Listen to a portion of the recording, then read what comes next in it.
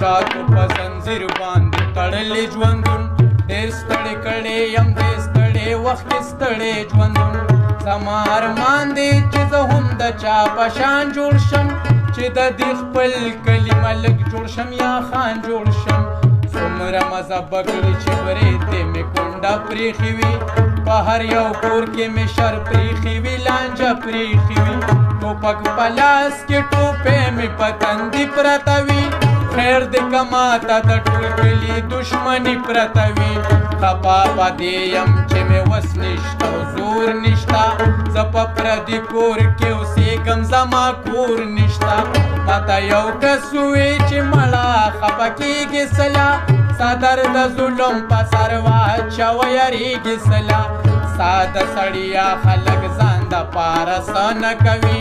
دلته خو هغه سړی ښه دی چې څوک